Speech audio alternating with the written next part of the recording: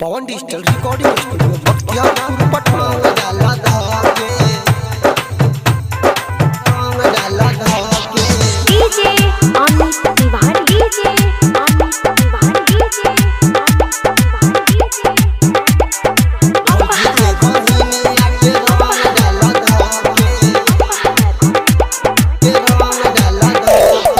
भौजी के बहिनिया के रंग डाला धाके भौजी के बहिनिया के रंग डाला धाके ज्यादा छटपटाई त छोड़ दीह काके ज्यादा छटपटाई त छोड़ दीह काके भौजी के बहिनिया के रंग डाला धाके भौजी के बहिनिया के रंग डाला धाके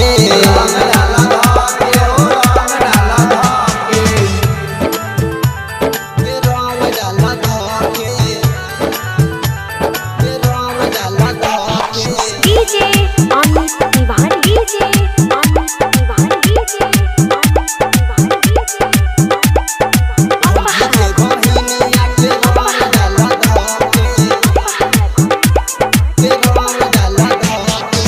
चक पिछुआरी धकिया कवारी रंग देव गोरे गोरे गाल के बलटे में घोरले हवे रंगवा छोड़ देव सुटवा में डाल के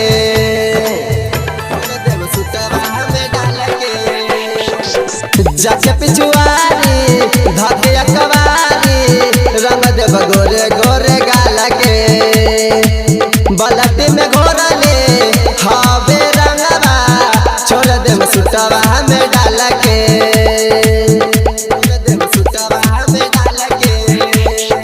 जीजा जी के घर से पेट जाई भर के जीजा जी के घर से पेट जाई भर के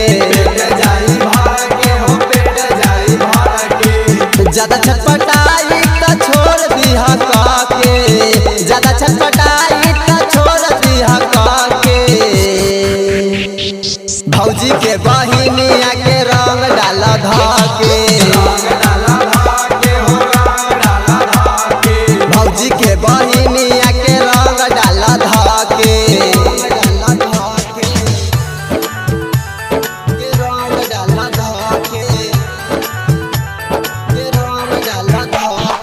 DJ Amit Tiwari DJ Amit Tiwari DJ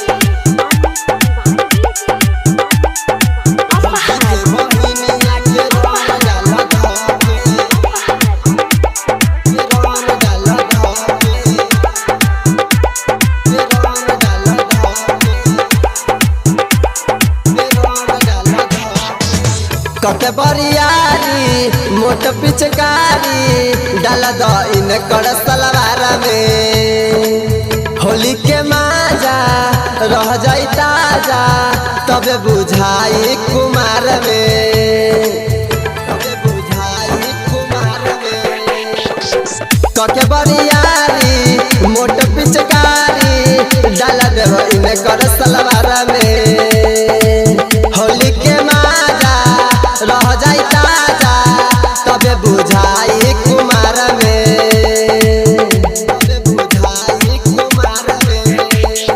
Rakesh करे जरा भी बात न हो डर के